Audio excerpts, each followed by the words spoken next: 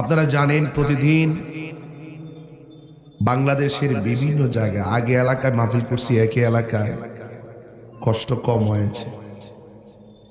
এখন একটা মাহফিল এই প্রান্তে আর একটা ওই প্রান্তে, সবকিছু মিলিয়ে দিনের বেলার প্রোগ্রামগুলো অত্যন্ত কঠিন। রাতের 3টা প্রোগ্রামের সমান দিনে একটা মাহফিলে কষ্ট হয়। এটা আপনারা ফিল করবেন না কেন? এই জন্য যে আপনারা তো এই জগতে নেই। যারা এই জগতে কাজ করে অনেক কষ্ট করে, হাজারো গাড়িকে উপেক্ষা করে, রাস্তার বিড়ম্বনা, রাস্তার রিস্ক, কুয়াশা, ডাকাতের ভয়, গাড়ি ঘোড়া সবকিছু মিলিয়ে প্রতিদিন এভাবে চলা আল্লাহর অশেষ রহমত ছাড়া সম্ভব। ভাইয়েরা আমার, আসরের আজান হলেও আমরা আমাদের সুবিধা মতো করে মাহফিলটা শেষ করব, যেন আমরা শুধু আসরের নামাজটা পড়তে পারি। আজান দিলে আপনারা মাহফিলটা ভেঙে দিবেন না। আমরা আমাদের সুবিধা মতো করে মাইক ছাড়বো, যেন এক চান্সে কিছু কথা বলতে পারি। সবাই কি রাজি আছি? সবাই শুকরিয়াতান পড়ুন আলহামদুলিল্লাহ। লাখ কোটি দরুদ ও সালাম ওই নবীর নূরানি কদম মোবারকে, যিনি হায়াতুন নবী, নূর নবী, গায়েবের খবর দেন ওয়ালা হুজুরপুর নূর সাল্লাল্লাহু আলাইহি ওয়াসাল্লামের উম্মত হিসাবে আল্লাহ পাক আমাদের সকলকে কবুল করেছেন। শুকরিয়াতান পড়ুন আলহামদুলিল্লাহ।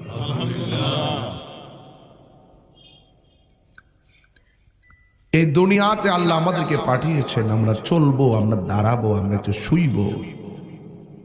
যেই জন্য আল্লাহ পাক আমাদের জন্য জমিনটাকে বিছানা বানাই দিয়েছে।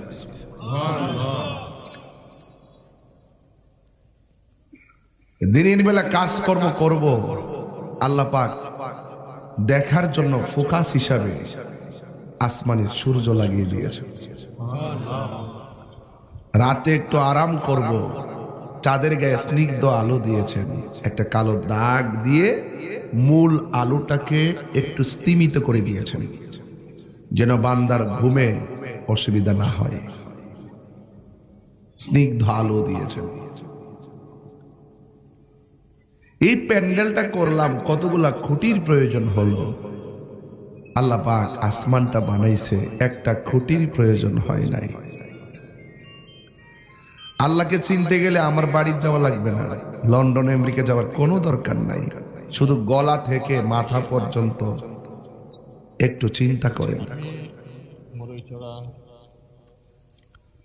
আল্লাহ বলছেন খলাকতু বিয়াদাইয়া, আমি আল্লাহ বান্দার চেহারাটাকে আমি আমার পছন্দ মতো বানাইছি।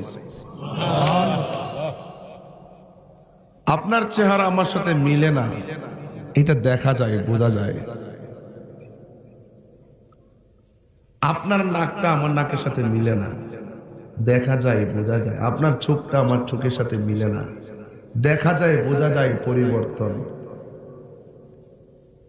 কিন্তু গলার ভিতরে যে একটা বাঁশি আল্লাহ দিছে, এটা দেখা যায় না, এটা শোনা যায়।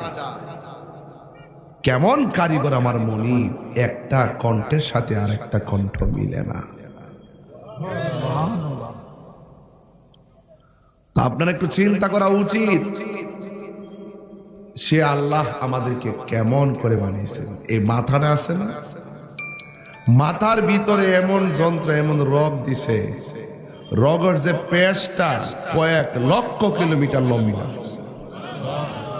এই রগের পেশ, শুধু পেশ, এই ব্রেইনটা যে পেশ দিছে এই মাথাটার উপরে, কয়েক লক্ষ কিলোমিটার লম্বা, মিলিয়ন পার হয়ে যাবে।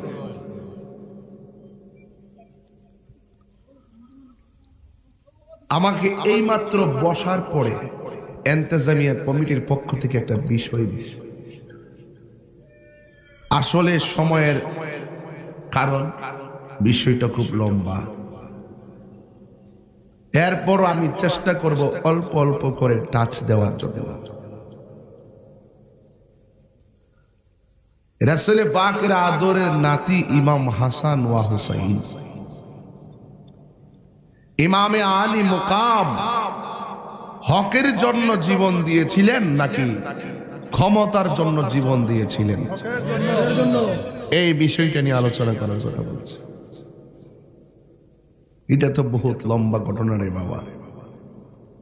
আমি দৌড়ায় এসি খাবারের সাথে জিয়ারত করতে পারিনি, ডাইরেক্ট গাড়ির থেকে নাইমে স্টেজ আইলাম। এত লম্বা আলোচনা করুন কেমনে, সময়ের ব্যাপার। আবার একটু মহব্বতে বলতে হবে, ইমাম হুসাইন রাদিয়াল্লাহু তাআলা আনহু কি চেয়ারের জন্য জীবন দিছে নাকি হকের জন্য? আমরার কি উচিত? আমাদেরও উচিত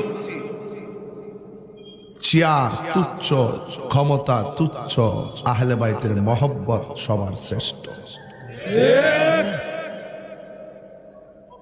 ঠিক আছে কিনা বলেন? আল্লাহর হাবিব যাকে অনেক ভালোবাসতেন, যাকে আদর করে ঠোঁটে চুমা দিতেন, এই বিয়াদব মুনাফিকের গোষ্ঠীরা সেই হাসানকে এই ঠোঁট দিয়া বিষ পান করাইয়া শহীদ করে দিল। গলায় বারবার চুমা দিয়েছেন। ওই বিয়াদব মুনাফিকের গোষ্ঠীরা সেই হুসাইনের গলায় ছুরি চালায়া শহীদ করে দিয়েছে। তার মানে একটা কথা ক্লিয়ার হয়ে গেল, মুসলমানদের সবচাইতে বেশি ক্ষতি করছে মুনাফিক মুসলমানরা। এখনো বাংলাদেশে তাই চলছে, এখনো বিশ্বে তাই চলছে। ইহুদি খ্রিস্টানরা টাকার লোভে ফালাইয়া মুসলমানদের ভিতরে ঢুকাই দিছে গন্ডগোল। আর না হয় মুসলমানের ঘরে জন্ম নিয়া কখনো বলতে পারত না বানর থেকে মানুষের সৃষ্টি হয়েছে। আগুন লাগাই দিছেন মিয়া দেশটা। এগুলা দেশের ভাবমূর্তি নষ্ট করতে লিখতেছে, এগুলা সরকারের ভাবমূর্তি নষ্ট করতে লিখতেছে। আমার মনে হয় এই সমস্ত বিজ্ঞানীরা, তারা যারা এই সমস্ত কথাগুলো লিখতেছে, তাদের কোমরে একটা ভিন্ন জোর আছে। এই জোরটাকে সকলের সম্মিলিতভাবে প্রতিহত করতে হবে। এই মুনাফিকরাই, ওরা সম্প্রীতির কথা বলবে, ওরা শান্তির কথা বলবে, মাঝে মাঝে ধর্মের এমন কিছু বিষয় নিয়ে ঢুকাই দিবে, একটা সাম্প্রদায়িক উস্কানি দিয়ে আপনার সাথে আমাকে লাগাই দিবে। এরপরে আমরা ফোকাসে আসব, ওরা ঘরে বসে একটা বিতর্কিত লেখা লিখে দিবে, আর আমরা ফোকাসে এসে আন্দোলন করব, আর এটারে হাইলাইটস করবে, হাইলাইটস করে আমাদেরকে প্রশ্নবিদ্ধ করবে। কথা বলেন ঠিক না ঠিক? মাননীয় প্রধানমন্ত্রীকে বলবো, যারা বলেছে, যারা লিখেছে, কোন ইন্ধনে লিখেছে, কোন ইন্ধনে বলেছে, কোন যুক্তিতে বলেছে, কোন দলিলে বলেছে, আপনি তা তদন্ত করুন। আমার কোমলমতি শিক্ষার্থীদের, সেই শিক্ষার্থী ছাত্র জীবনের আবেগকে নিয়ে খেলার সুযোগ কাউকে দেওয়া হবে না। আমরা চাই প্রধানমন্ত্রী হস্তক্ষেপে পাঠ্য বই থেকে ডারউইন বিবর্তনের যে মতবাদ, এই মতবাদকে উড্ডু করে শান্তির লক্ষ্যে আবারও সংশোধনী বার্তা আমাদের ছাত্রের হাতে তুলে দেওয়ার জন্য। এভাবেই যুগে যুগে যুগে যুগে ইসলামের বিভিন্ন ক্ষতি করছে মুনাফিকরা। কারা? মুনাফিকরা। মুসলমানদের আকীদা হলো আদম আলাইহিস সালাম থেকে মানুষের সৃষ্টি, আদম আলাইহিস সালাম থেকে মানুষ হয়েছে, মানুষের ক্রমধারা এসেছে বানর থেকে নয়। কেবলমাত্র যাদের জন্ম বানরের ঘরে, তাদের পক্ষে সেই কথাগুলো বলা শোভা পায়।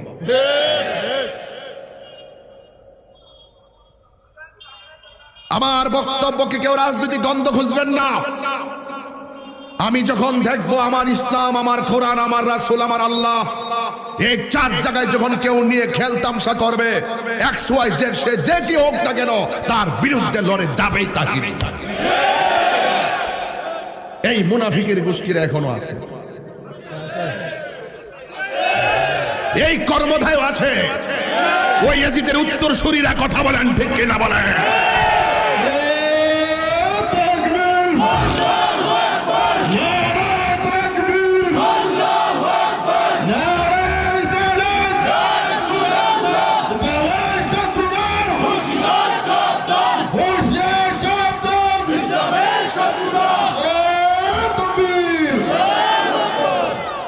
ডারউইনের মতবাদ, তার যে সে যে বক্তব্য লিখেছে বা বক্তব্য দিয়েছে, তার যে অভিমতটা শুধুমাত্র মুসলমান ধর্মের সাথে সাংঘর্ষিক না।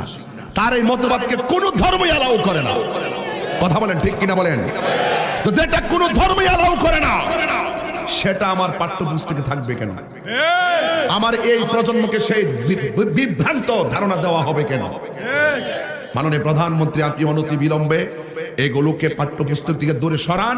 এগুলো দেশের ভাবমূর্তি এবং আমাদের ধর্মীয় চেতনা যে ভাবমূর্তিকে নষ্ট করার জন্য তারা এক এক সময় একটা লিখবে, লিখে ছাত্রদের হাতে তুলে দিবে বিভ্রান্তিকর লেখা। আমরা সবাই যখন ধরবো তখন তারা বলবে আই এম সরি। এগুলো চলবে না। তাকে দায়িত্ব দেন। যারা গোটা জাতির দায়িত্ব নিয়ে কথা বলবে, তারা সরি বলবে কেন? তারা 100 বার সচেতন হয়ে লিখতে হবে। কথা বলেন ঠিক না বেঠিক? এই ডারউইন মতবাদ সপ্তম শ্রেণীর সেই বিজ্ঞান ইতিহাস বই থেকে মুছে ফেলে সুন্দর সংশোধনী দেওয়ার জন্য, আমার ছাত্রের হাতে সুন্দর একটি বার্তা তুলে দেওয়ার জন্য, ওই মতবাদকে ডিলিট করে আমাদের হাতে পরিচ্ছন্ন সংশোধনী লেখা পাঠ্যপুস্তক তুলে দেওয়ার জন্য মাননীয় প্রধানমন্ত্রীর হস্তক্ষেপ কামনা করছি। ভাইয়েরা আমার, আমরা বলতে চাই, আমরা কি হুসাইনি মুসলমান নাকি ইয়াজিদি মুসলমান? এখন আমি প্রতিবাদ করছি, এই প্রতিবাদ করতে গেলে জোর লাগে, জোর। এই প্রতিবাদ করতে গেলে সাহস লাগে। আমি কেন বলছি? আমি ইমাম হুসাইনের চেতনাকে লালন করি।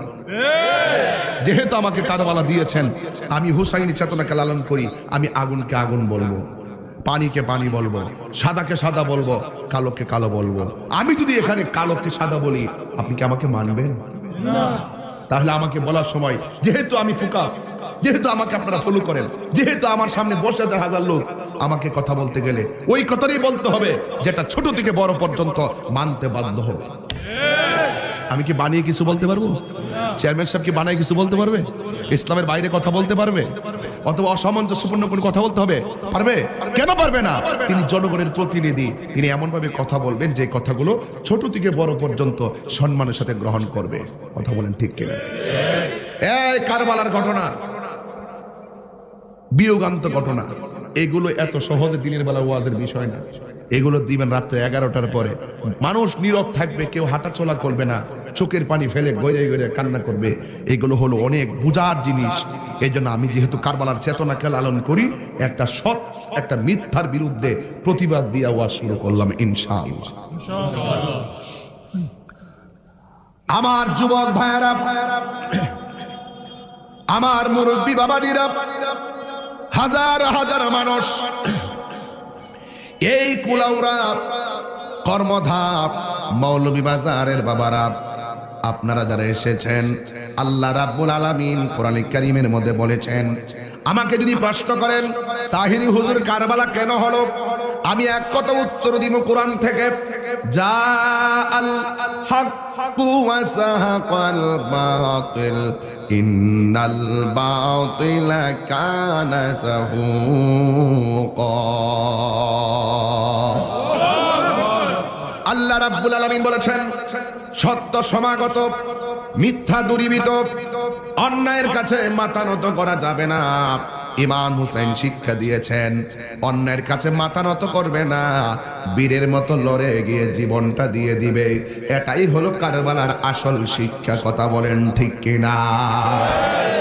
আমার নবীর নাতি ইমাম হাসান রাদিয়াল্লাহু তাআলা আনহুকে ওরা বিষ পান করালো। ছোট ভাই যায় বলতেছে, ও বড় ভাই, বুকের মধ্যে হাত দিয়া যন্ত্রণায় ভুগতেছেন, তার কারণটা কি? বুকে কোনো ব্যথা আছে নাকি? তিনি বলছিলেন, ভাই আমার বুকে কোনো ব্যথা নাই, আমার মনে হয় ওরা খাবারের সঙ্গে বিষ মিশাইয়া দিছে। কারে বিষ মিশাইছে? নবীর আওলাদ, যিনি জান্নাতের সর্দার, যিনি জান্নাতের সর্দার, তাকে বিষ পান করাইছে। আবার ওই ইমাম হাসান হুসাইনের সঙ্গে বিরোধিতা করে বেহেশতে যায় বাগা লাথি মাইরা ফালাই সিন্নি খাইলে কার দ্বারা মোল্লা সিন্নারে বিয়াদ্দবের গোষ্ঠীরা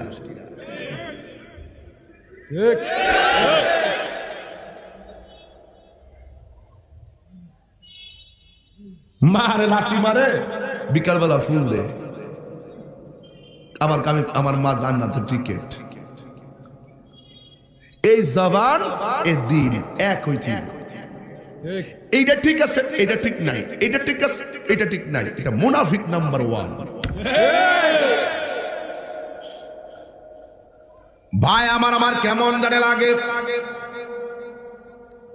ইমাম হুসাইন বলে ভাই কি হয়েছে আমার মনে হয় খাবারের সাথে আমাকে বিষ পান করাইয়া দিয়েছে তখন ইমাম হুসাইনের কণ্ঠে কবির ভাষায় এভাবে ভেসে এসেছে ও ভাই কোহে একবার শুনি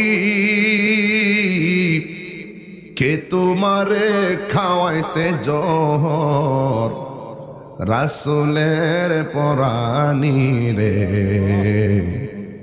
হায়রে আমার সোনার চন্দ্রমণি ছোট ভাই কয় বড় ভাই রে ও ভাই কেমনে যাও চোখ লিয়া আজকে থেকে কান্দিয়া আমি বাইহারা হইয়া রে হায়রে আমার সোনার চন্দ্রমণি আল্লাহ বলে অজিবরাইল যাও না রে চলিয়া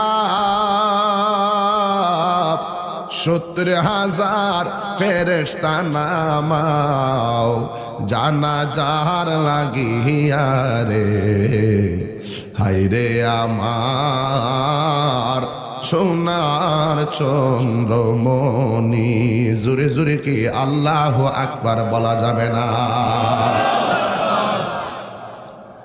হায়রে আমার বাবা ও কর্মদার বাবা ও কুলাউড়ার বন্ধু নাই নাই ইমাম হাসান নাই কবুতরের জোড়ার মতো দুইটা ভাই হিন্দু ঘটনাটা ঘটাইলে মনটায় বুঝ দিতাম খ্রিস্টানরা ঘটনাটা ঘটাইলে মনটায় বুঝ দিতাম অন্য কেউ ঘটনাগুলা ঘটায় নাই মুসলমান দাড়িওয়ালা টুপিওয়ালা যুগে যুগে মুসলমানরাই মুসলমানদেরকে বাস দিছে কথা কোন ঠিক কিনা দেখবেন তাহিরির বদনাম কোনো হিন্দুরা করতো না সব হিন্দু এসে ওয়াজ শুনে সব হিন্দুরা এসে ওয়াজ শুনে আমার ওয়াজ বহুত হিন্দুরা ওয়াজ শুনে মুসলমান হয়ে গেছে আমরা কি জোর করে আনছি রাষ্ট্রীয় নিয়ম করে এফিডেভিটের মাধ্যমে ওরা এসে সই ইচ্ছা বলছে হুজুর ওয়াজ ভালো লাগছে আর ইসলাম ধর্ম শান্তির ধর্ম মনে হয় আমি মুসলমান হতে চাই হয়ে গেছে আর দোকানে পাটে হাটে ঘাটে বাজারে ম্যাক্সিমাম বদনাম করে এই মুনাফিকের গোষ্ঠীরা সবচেয়ে বড় ক্ষতি করছে আমি যে এলাকাতে ওয়াজ করতে আসি আজ পর্যন্ত কি শুনছেন যে আমি কোন পীরের বিরুদ্ধে ওয়াজ করছি না কোন হুজুরের বিরুদ্ধে ওয়াজ করছি এরপর দেখবেন এক শ্রেণীর মুনাফিকরা ভালো দেখতে পারে না কি দেখতে পারে না ভালো দেখতে পারে না হাটে ঘাটে বাজারে বৈশা তাহিরির বিরুদ্ধে বদনাম করতেই আছে আমাদের কিছু আসে যায় না আমরা হুসাইনি পতাকা হাতে নিয়েছি তোমাদের লাল চক্ষুকে ভয় করে কথা বলবো না দুই হাত তুলে বলো ঠিক আমার সঙ্গে বাড়িতে চলো বাড়িতে গেলে তোমাকে রাত্রে রাখবো সকালবেলা কাফেলা দরাইয়া দিব তোমরা চলে যাইবা মনের ভয় গোপন রেখে বাড়িতে চলে গেছে বাড়িতে যাওয়ার পরে মহিলা তাদেরকে সুন্দর করে খাওয়া দাওয়া করালো মাথায় তেল দিয়ে দিল পায়ের নিচে ঠসা পড়ে গেছে মাথার চুল দিয়া ওই ঠসার ভিতরে বালুগুলো আস্তে আস্তে বের করে দিয়েছে আরেকটা শাড়ি কাপড় দিয়ে আলাদা তারে শোয়ার জন্য ব্যবস্থা করে দিয়েছে আর ওই দিক দিয়ে রাতের বেলা ওই মহিলার স্বামী আসলো বাড়িতে আয়েশা ডাক দিয়া কয় তাড়াতাড়ি ওযুর পানি দাও তাড়াতাড়ি গোসলের পানি দাও, গোসলের পানি দিল। তাড়াতাড়ি খাবার দাও, খাবার দিল। তাড়াতাড়ি শুইয়া যাও, শুইয়া গেল। স্ত্রী ডাক দিয়ে কি ব্যাপার, কোনোদিন তো এত তাড়াহুড়া করেন নাই, আজকে এত তাড়াহুড়া কেন করতেছেন?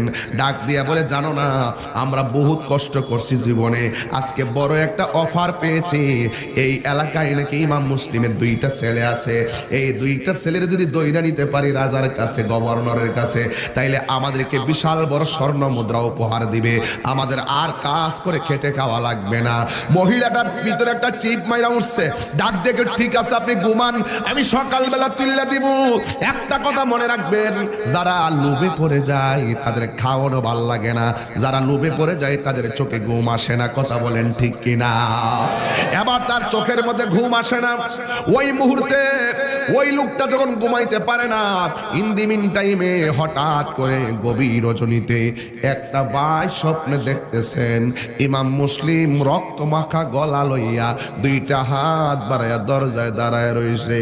এমন ভয়ঙ্কর স্বপ্ন যখন দেখছে রে আমার কর্মধার বন্ধুরা, ও আমার কুলাউড়ার বন্ধুরা, কি বলবো দুঃখের কথা। হঠাৎ করে ঘুমের ঘরে ভয়ঙ্কর স্বপ্ন দেখলে লাভ পায়রা উঠে, ঠিক কিনা কোন? লাভ মাইরা উইটা গেছে। ওই মুহূর্তে স্বামী ডাক দিয়া কয়, হারে চোখে কি ব্যাপার, আমার ঘরের মধ্যে বাচ্চার কান্নার আওয়াজ কোথায় থেকে আসলো? স্ত্রীটার কলিজাটা ঠাস করে মোর্চা মারছে। ডাক দিয়া কয়, না মনে হয় বাইরে কেউ চিৎকার পেরেছে। লাভ মাইরা উইটা গেছে, বাহিরে গুইরা দেখলো বাহিরে নাই, ঘরের ভিতরে আইসা দেখে একটা ভাই আরেকটা বাইরে জড়াইয়া দইরা মুখের মধ্যে হাত দিয়া কবুতরের বাচ্চার মতন থরথর করে কাঁপতেছে। হারে সে কয়, এতদিন আমি কোথায় খুঁজলাম, আমার নসিব বড় ভালো, আমার ঘরের মধ্যেই তো তারা পড়ে রইল। মাথার চুলের মধ্যে এমন ভাবে ধরলো, ধরে টাইম না ঘর থেকে বের, রুম থেকে বের করতেছে। বড় ভাইকে ছোট ভাই ডাক দিয়া কয়, ভাই এই লোকটা কেডা গো? জীবনে আমাদের মাথার চুলের মধ্যে আমার আম্মা মাথা চুলগুলোকে আঙ্গুলগুলোর চিরুনি বানাইয়া মাথা আশ্রাইয়া দিছে, এই চুলের মধ্যে এত জোরে তো কেউ ধরে নাই। এই লোকটা কে? আমার চুলের মধ্যে আমরা টান দিয়া কেন ধরলো? কথা কইস না রে ভাই, কথা কইস না। টাইনা খেসরাইয়া বাইরে আনলো, টাইনা কয়, আমার ঘরের মধ্যে এই লোক আছে, আমি সারাদিন কষ্ট করলাম, চলো রাজ দরবারে। ডাক দিয়া কয়, আমরা রাজ দরবারে যাব না, আমরা মদিনার দরবারে যাব। আল্লাহু আকবার কন্যা, আমাদেরকে ছেড়ে দাও, আমরা যাব হুসাইনের কাছে যাব। আমার বাবা যেমনে জীবন দিছে আর আমাদের মাথায় যেমনে ধরা হয়েছে, ইমাম হুসাইনকে যেন এইভাবে তারা কেউ কষ্ট দিতে না পারে, এই জন্য হুসাইনকে বাবা চিঠি লিখেছে, তিনি চলে আসলে তোমরা তার সঙ্গে আচরণই করবে। আমাকে ছেড়ে দাও, আমি যাব হুসাইনকে না করার জন্য। এবারই ওই হারেসে কয়, না না তোমরা গেলে আসবে না। ওই 2টা সন্তান ডাক দিয়ে বলে, নবীর আওলাদেরা ওয়াদার খেলাফ করে না, জোরে কি সুবহানাল্লাহ বলা যাবে না? আমাকে ছেড়ে দাও। এই কথা বলার পরে ডাক দিয়া বলেন, না তোমাকে ছাড়লে আমি পুরস্কার পাবো না, বড় একটা অফার খতম হয়ে যাবে, তোমাকে ছাড়া যাবে না। এই কথা বলার পরে 2 বাইরে ধাক্কা মাইরা মাটির মধ্যে ফালাইয়া দিল। ওই ইমাম মুসলিমরে যেমনে গলায় ছুরিটা চালাইলো, ঠিক এইভাবে গলার মধ্যে ছুরিটা যেন চালাইয়া দিবে। কয়, তোমরা যদি এমনিতে না যাও, মেরে তোমাদের মস্তক রাজ দরবারে নিয়ে যাব। কয়, যদি তাই হয়ে থাকে, যদি যাইতেই না দাও, যদি তাই হয়ে থাকে, গলা যদি কেটেই ফেলবা, কথা একটু সময় দাও। এই ময়দানে আল্লাহর জমিনে 2টা সেজদা দিয়া আল্লাহর কাছে অভিযোগটা কইরা যায়, আমি 2 রাকাত নামাজ পড়বো। হিসাব মিলাইয়া দেখেন ইমাম মুসলিমও কয় 2 রাকাত নামাজ পড়বো, ওনার ছেলেও কয় 2 রাকাত নামাজ পড়বো। এই 2 রাকাত নামাজ পড়ার পরে বড় ভাইটা সামনে ছোট ভাইটারে ধাক্কা মাইরা ফালাইয়া গলার মধ্যে ছুরিটা যখন চালাইয়া দিবে, বড় ভাইটা ডাক দিয়ে, কি খবরদার রে হারেস, আমার সামনে আমার বাইরে গলার মধ্যে ছুরি চালাইস না। কেন কেন কেন? আমার বাবা চলে গেছে, আমি তার অভিভাবক, আমার সামনে আমার ভাইরে গলা কাটলে আমার সহ্য হবে না। জবাই যদি করতে হয় আমার আগে আমার ভাইরে জবাই করবা না, আমার ছোট ভাইকে ছেড়ে দাও, আমাকে জবাই আগে করো, এরপরে করলে আমার ভাইকে করো। ছোটটারে ফালাইয়া আবার বড়টারে ধাক্কা মাইরা ফালাই পালাইয়া গলার মধ্যে ছুরিটা চালাইয়া দিব। ছোট ভাইরা ডাকে কে খবিস, এ মুনাফিক নাফরমান, কেমনে বাবলি বাবার জায়গায় আমার বড় ভাইটা আমার সামনে গলা কাটবি, আর আমি ছায়া ছায়া তামসা দেখমু, হতে পারে না। জবাই যদি করবা ভাই বর্ধন রক্তের বাঁধন, ও আমার কর্মদার বাবারা, একটা ফ্যামিলির মধ্যে যদি তিনটা ভাই তাকে মিলেমিশে থাকতো, একটা ভাই আরেকটা ভাইয়ের সঙ্গে মিল্লা থাকবেন, সমাজের মানুষ আপনারে ভালো বলবে, আল্লাহও ভালো বলবে। এই জন্য ভাইয়ের বন্ধন যেন কখনো কোনো কারণে ছিন্ন না হয়। আপনি লন্ডন থাকেন, সিঙ্গাপুর থাকেন, কিন্তু অসুবিধা নাই, একটা ভাই দূরে থাকলেও অসুবিধা নাই, কিন্তু মনের দিক দিয়া একটা রাজ্যে বসবাস করা লাগবে, তাইলে আপনার ঘরের মধ্যে সৌন্দর্য বিকশিত হবে।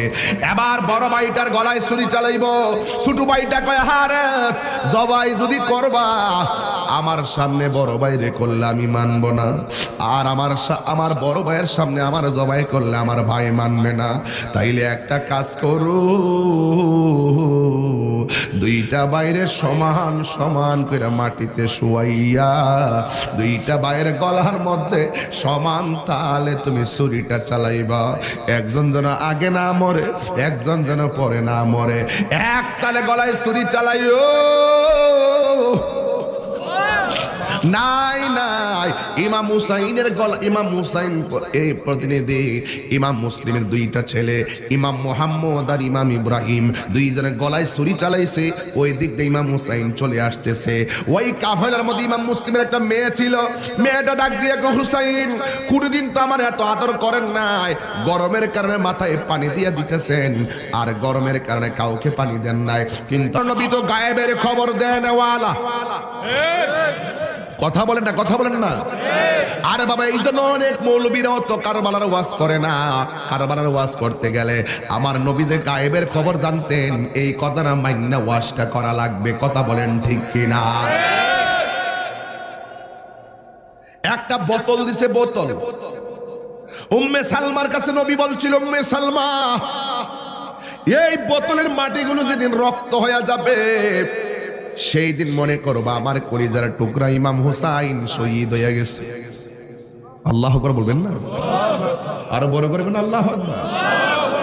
এবার ইমাম হুসাইন দেখলেন কুবডা দিতে দেরি, ডাল থেকে রক্ত বের হয়ে গেল, গোড়ার পা গুলো মাটিতে ডেবে গেল, খেজুরের ডাল দিয়া বালুর মধ্যে গাইরা তাবু দিয়া পর্দা বানায়া ঘর বানাইয়া ইমাম হুসাইন শহর বানো জৈনবের লইয়া, আমার বাতিজি সখিনারে লইয়া, তোমরা মহিলারা পর্দার ভিতরে অবস্থান করো, নামাজ যেমন ফরজ পর্দাও তেমন ফরজ। দেখছেন নি কারবালার শিক্ষার মধ্যে পর্দা আছে, নামাজও আছে। কথা বলেন ঠিক কিনা? ওরা বের হয় নাই। ইমাম হুসাইন পর্দার বাইরে, কি ব্যাপার, আপনার দাওয়াত করলেন, এই অবস্থা কেন? ডাক দিয়ে হুসাইন, সময় আছে আমাদের কাছে, তুমি বায়াত গ্রহণ করো, আমরা যেমনে বলি এমনে চলা লাগবে। ইমাম হুসাইন বলে, তোমরা আমাকে বলছো আমার কাছে বায়াত হবে, তোমরা নবীর আদর্শ প্রতিষ্ঠা করতে সহযোগিতা করবে, এখন তোমরা উল্টা নবীর আউলাদের বিরুদ্ধে অবস্থান নিয়েছ। তোমরা সর্বপ্রথম মুনাফিকি করেছো। এই মুনাফিকদের সাথে জীবন দেওয়া যায়, কিন্তু ঈমান দেওয়া যায় না। আরো বড় করে কোন আল্লাহু আকবার। ঈমান দেওয়া যায়। আল্লাহ বলছেন, ওয়ালা তাহসাবান্নাল্লাযীনা কুতিলু ফি সাবিলিল্লাহি আমওয়াতা বাল আহইয়াউ ইনদা রাব্বিহিম ইউরসাকুন।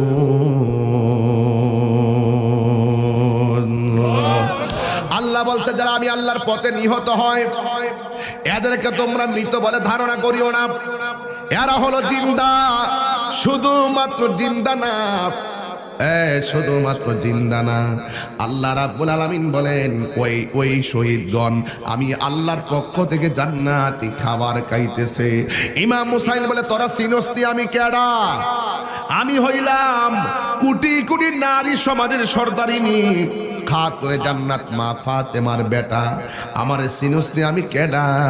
আমি কইলাম মৌলা আলীর বেটা। আমারে সিনসনি আমি কেডা? আমি হইলাম জান্নাতের মালিক রাহমাতুল লিল আলামিনের কলিজার টুকরা নাতি হুসাইন। আমি জীবন দিব কিন্তু ঈমান দিব না। এখন তারা কি করছে দেখেন, মানুষের কয়েকটা দুর্বল পয়েন্ট থাকে, একটা দুর্বল বের করেছে। যেহেতু ইমাম হুসাইন পরিবারের সঙ্গে অস্ত্র কম, এই জন্য অস্ত্র নিয়ে তারা টেনশন করে না। এরা প্রথম পলিসি লোক বেশি লাগাইছে। 72 জনের জন্য 80,000 দরকার নাই, 40,000 দরকার নাই। 72 জনকে মেরে ফেলার জন্য মাত্র 5,000 লোকই যথেষ্ট, কিংবা 2,000 লোকই যথেষ্ট। এরপরে এত লোক লাগাইছে কারণ কি? কুফাবাসীর লোকেরা জানতো, এই মুনাফিকরা জানতো ইমাম হুসাইনের সৈন্য সংখ্যা কম হতে পারে, তার গায়ের জোরের চাইতে বেলায়েতের পাওয়ার কম না বেশি। আরো বড় করে কি আল্লাহু আকবার বলবেন না? এরপর আরেকটা দুর্বল পয়েন্ট হলো, ওরা হুসাইনের চতুর্পাশে যে ফোরাতের পানি আছে সব পানিগুলা বন্দি করে দিয়েছে।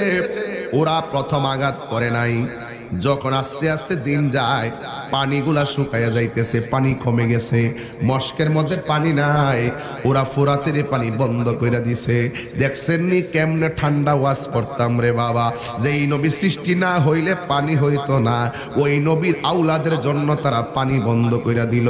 রাসূল বলছেন দুইটা জিনিসের বাধা দিও না, একটা হলো রাস্তার বাধা, আর একটা হলো পানির বাধা। ওরা পানির বাধাই দিয়ে ফেললো, রাস্তায় ব্যারিকেড দিয়ে সীমা লঙ্ঘন করলো। ইমাম হুসাইন রাদিয়াল্লাহু তাআলা আনহু ওনার জন্য পানিটা বন্ধ করে দিল। এই পানি আস্তে আস্তে তাদের পানি যখন ফুরাইয়া গেল, শহর মানুষ ডাক দিয়া কয়, স্বামী গো, আমার 6 মাসের বাচ্চা। বাংলাদেশের কিছু কুলাঙ্গার বাচ্চারা বলে, কি বলে জানেননি? ইমাম হুসাইন নাকি যুদ্ধ করার জন্য কারবালায় গেছে। আপনার জবান খুলে কোন, তিনি কি যুদ্ধ করার জন্য গিয়েছেন? যদি যুদ্ধ করার জন্য যাইতো তাইলে কি 6 মাসের বাচ্চা কি যুদ্ধের মাঠে লইয়া যায়? কারবালার সঠিক ইতিহাসকে বিকৃত করে। যদি যুদ্ধ করতে চাইতেন কখনো 6 মাসের বাচ্চা সাথে নিতেন না, কখনো মহিলা নিয়ে যেতেন না। যুদ্ধে যারা পারদর্শী তাদেরকে নিয়েই তিনি যুদ্ধ করতে যেতেন। আর যুদ্ধ করতে গেলে কখনো নিজের এরিয়া ছেড়ে ভিন্ন এরিয়ায় যেতেন না, এবং কোনদিন অসুবিধা করে যুদ্ধ করতেন না। কারণ ইমাম হুসাইন নানাকে বলছিল, না না, আমি কিচ্ছু চাই না, একটা ঘোড়া চাই, ঘোড়া। উনি এত জিহাদের জন্য উদ্বুদ্ধ ছিলেন। তিনি কি রাস্তা বুঝতেন না? তিনি কি যুদ্ধের সিস্টেম বুঝতেন না? বুঝতেন। যদি যুদ্ধ করতে যেতেন তিনি শুধু একটা তলোয়ার নিয়ে যেতেন না, কুশবদ্ধ তলোয়ার ছাড়া কিছুই সাথে ছিল না। কোথায় আর কোথায় চলে গেছে পায়ে হেঁটে। আমার যুবক ভাইরা, অনুরোধ রইল আপনাদের কাছে, আমরাও হুসাইনের পক্ষে থাকতে চাই কি চাই না? কারা কারা থাকতে চান 2 হাত তুলে দেখাবেন। নারে তাকবীর, নারে রিসালাত।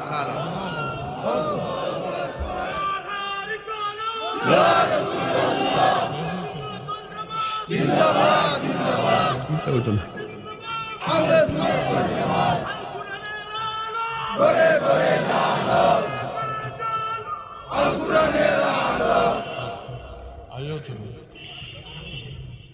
দুইটা স্লোগান দিছ, অনেক গলার আওয়াজ, মনে করছি মাইক বুঝি। এখন বুঝালো 3টা মাহফিল কেমনে করি, কি ছিলাম না ছিল, 3টা আওয়াজ দিছ, বুঝছো ব্যাপারটা কত জটিল, বহুত কঠিন। একবার মাইকিং করে গলাটা ভেঙে লেছি, কেলেবার দেহ তাই কেমন আওয়াজ 3টা করে। আল্লাহর রহমত ছাড়া সম্ভব। নবীর প্রেমিকেরা, কইতাম নি একটা শান চেয়ারম্যান কি তাক ওই তো নি শান ওই তো নি রে বেটা, রাখ বাবা। চেয়ারম্যান জন জোয়ান চেয়ারম্যান পাইছে, আমার গাইতে অসুবিধা কি? মনে হচ্ছে 22 বছর বলা চেয়ারম্যান হয়ে বেরিয়েছে। মাশাআল্লাহ, আল্লাহ চেয়ারের মধ্যে আরো বরকত দাও। আমিন, আরো আমিন। কন্যা কন্যা নবীর প্রেমিকেরা দিশাহারা মরণের ভয় করে না প্রেম তো মরে না রে প্রেম করেছে আয়ুব নবী যার প্রেমে রহিমা বিবি গো ওরে 18 সাল কি রাখাইল তব প্রেম তো মরে না প্রেম তো মরে না রে প্রেম করেছে ইব্রাহিম নবী নমরুদের আগুনে ফেলি গো ওরে আগুন হইল ফুল বাগিচা পশম নবীর জ্বলে না প্রেম তো মরে না নবীর প্রেমিকেরা দিশাহারা মরণের ভয়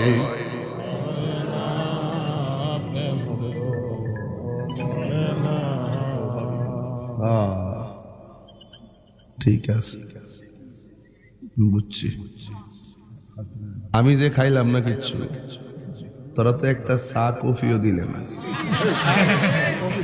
অন্তত কফিটা খাইলে তো পেটটা বললই না বুঝলাম না অতকা নাই তোর রাস্তা কালকা খাইছি দি কালকা দিও আজকা দিও না আজকার দরকার নাই আগামীকালে দিও কি একটা ব্যাটারি দিছে কফি ডালতে হ্যাঁ হাত কাঁপতাছে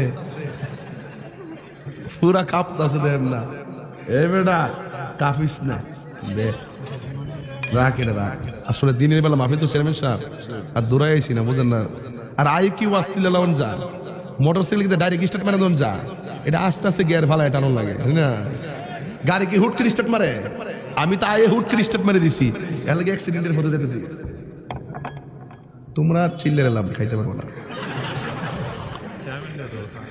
হ্যাঁ কফি তো কি রে তোর কেমন জানো স্ত্রী রে এটা পুরো ভাইরাল হয়ে গেছে আমার ওই চেয়ারম্যান সাহেব দেশ না আরেকটা কাপলো তা বুঝোস না সামাজিক কথা বুঝোস না রে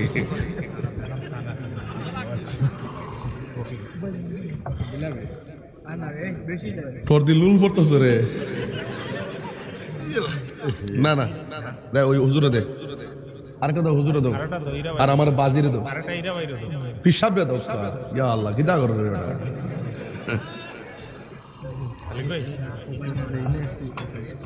আল্লাহ আল্লাহ আল্লাহ কবুল করো আচ্ছা আছেন তো না বাজান আমি যে ওয়াজ করছি যতক্ষণ কথা বলছি একটা কথা কি লাইন ছাড়া বলছি এখন কফি খাওয়ার কথা কইছি এটা যদি লাইন ছাড়া মনে করেন করেন ঘা আমার কোনো অসুবিধা আর তাহিরিতে একটু ডাইনবাম কই না কইলে আপনার কাছে ভাল লাগে না কিছু আইসে না হয়ে জিও হালি কইলে চলতো না হকের জন্য জীবন দিতেই কথা ঠিক না